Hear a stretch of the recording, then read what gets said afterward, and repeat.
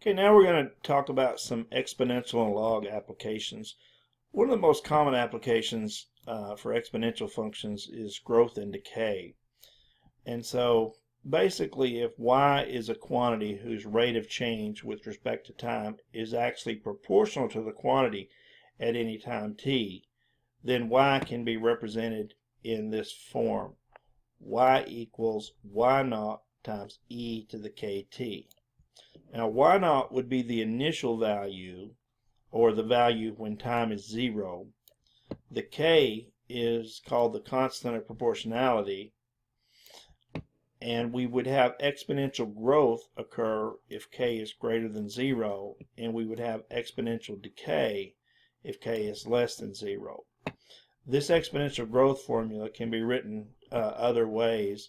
Here you could say a equals a naught e to the kt, where a naught would be the initial value.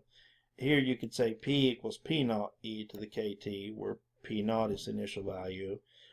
Sometimes you might even see y equals c e to the kt, where c is the initial value.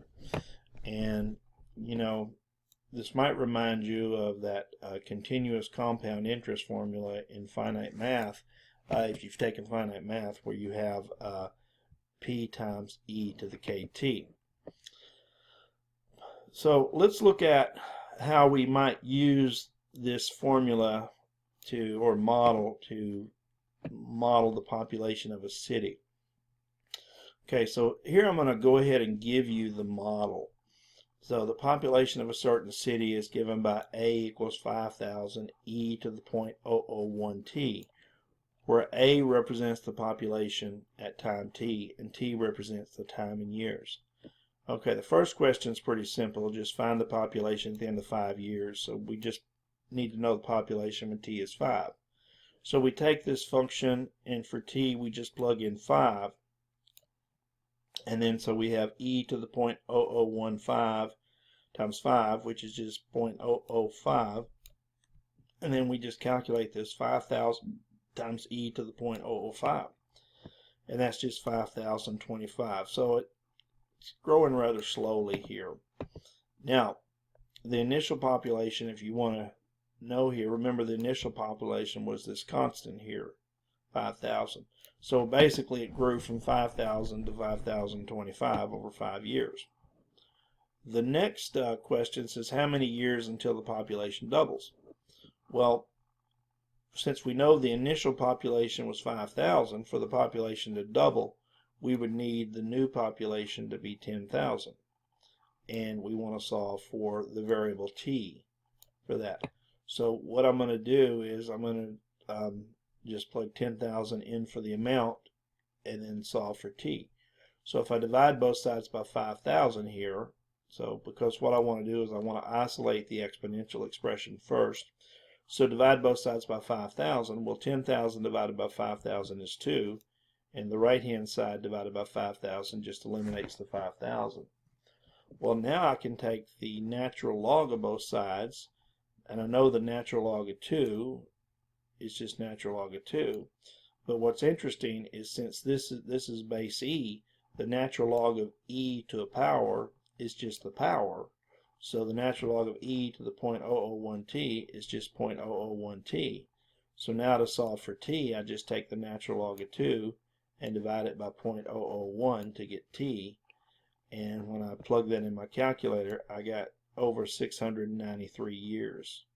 So it's going to take quite a bit of time. Now, the guidelines for solving exponential growth and decay are basically you're going to use the given information to write two sets of conditions. This usually indicates the initial condition or the condition for when t equals 0 and a later condition. Then we'll use the initial condition to solve for the constant. The value when t equals 0 is the constant. Then we'll use the additional information to solve for the constant, and then once we have the constant, we can use the model to answer further questions. Now, something you might find interesting, if you do a search online for population clock, you'll find sites that actually use this type of model to approximate growth or decay of a lot of different variables. So you can just take a look if you want to and see what you can come up with. All right, now let's take a look at this example. In the year 1900, the population of a city was 12,500, and then 20 years later the population was found to be 16,000. Well, the two conditions that I'm given is basically that when time equals 0, which is the year 1900, I get 12,500, and then when time is 20, I get a population of 16,000. Well, to create the model for this, I'm going to need, first of all, the initial population is 12,500. So I'm going to use this P equals P naught e to the KT. That's what I'm going to use. Now I know that P naught, the initial population, is 12,500, so that would go there. And now I need to find the K. Well, that's where this other information comes in. I know that P must be 16,000 when T is 20 years. So I can plug in 16,000 for P into this model and then plug in 20 for T, and so I'll get 20K. I prefer to write it as 20K instead of K20. So now if you divide both sides by 12,500, 16,000 divided by 12,500 is 1.28. And then on the right I just have e to the 20K. Well, then I can take the natural log of both sides, and I know the natural log of 1.8 would equal the natural log of e to the 20K. But I know the natural log of e to the 20K is just 20K, so I have the natural log of 1.28 equals 20K. So K would equal the natural log of 1.28 over 20. And in the calculator, I took this out to 4 decimal places, and I got 0.1234. So now the completed model is P equals 12,500 e to the 0.01234 T. I think up here it's supposed to be 0.01234. So it's 0.01234 T.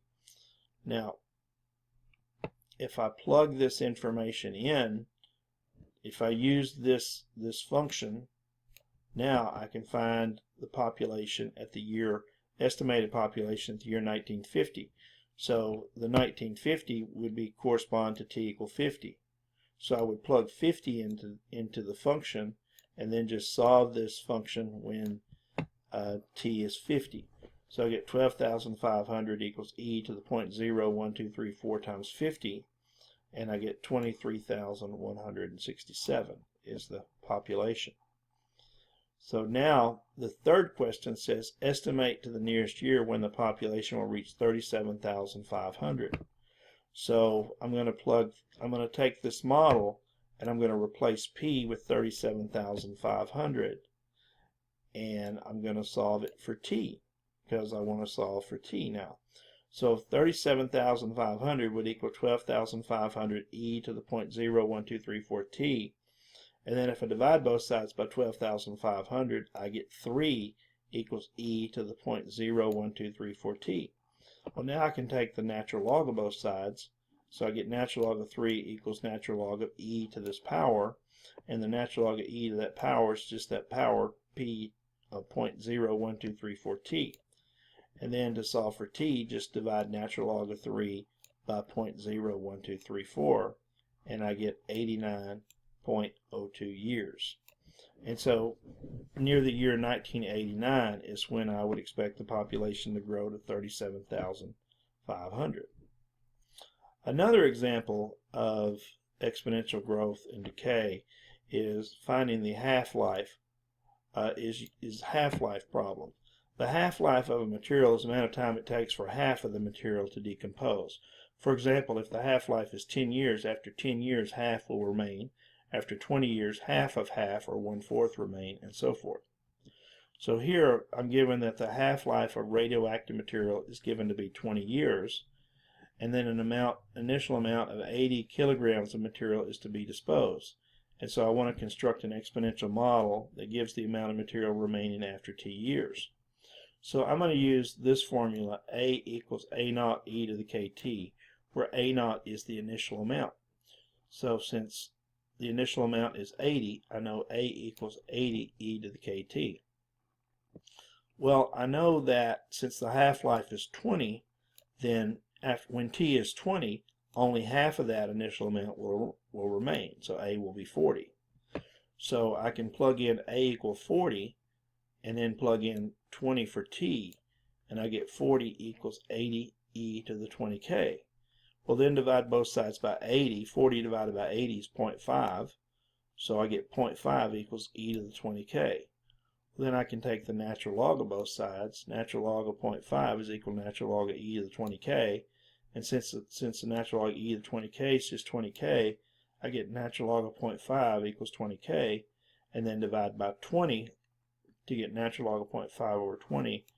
And so now I have the k value, negative 0.03466, and that gives me my completed model.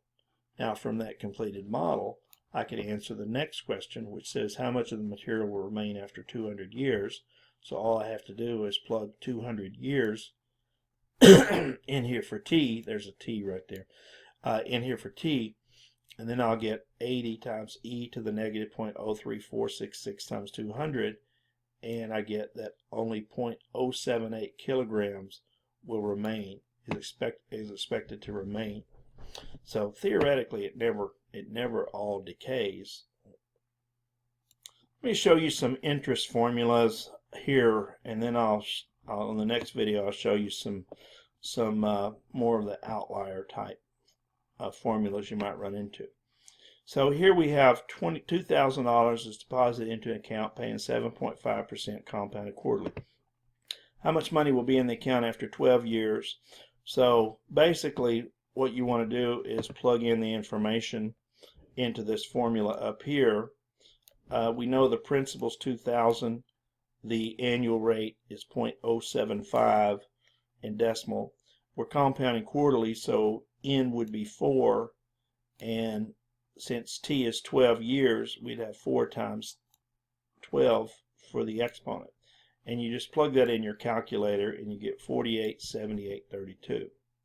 Well, the next question says, how long will it take that to grow to 10,000? So what I'm going to do there is I'm going to replace A with 10,000 and solve for t. So I have 10,000 equals 2,000 times 1 plus 0.075 over 4 to the 4t. Now, if you add all this together inside this parentheses, you'll find that it's really just 1.01875. So that's where I got the 0.01875. I just figured out what this was, and then I added it to 1, and I got 1.01875. And also, I divided 2,000 into 10,000 to get the 5. So I have 5 equals 1.01875 to the 4t. Now I can take the natural log of both sides, so I have the natural log of 5 is equal to the natural log of this. Now this isn't a base e this time, so I can't just simply eliminate the base. I have to say, well, this is equal to, I can bring this down and say this is 4t times the natural log of 1.01875. And then to solve for t, I have to divide the natural log of 5 by 4 times the natural log of 1.01875. And make sure you put the bottom in parentheses. And I got the answer was 21.66 years. And then on continuous compounding, if I do the same thing for continuous compounding, then you would actually use this formula. And I'll let you answer the first question. It's pretty simple. The principal is $1,000 and t is 20 years, so you just plug that into the formula. And then it says, how long will it take it to double the initial investment? Well, the initial investment was 1,000, and you want it to double, so you put 2,000 for the amount. Then you just solve this, divide by 1,000, you get 2 equals e to the 0.06t. Then take the natural log of both sides, and then you're going to get natural log of 2 equals 0.06t, and then divide by 0.06 to get t. So it takes about 11.6 years for it to double. So on the next video, I'll do some examples that are kind of off the beaten path that have to do with log and exponential equations.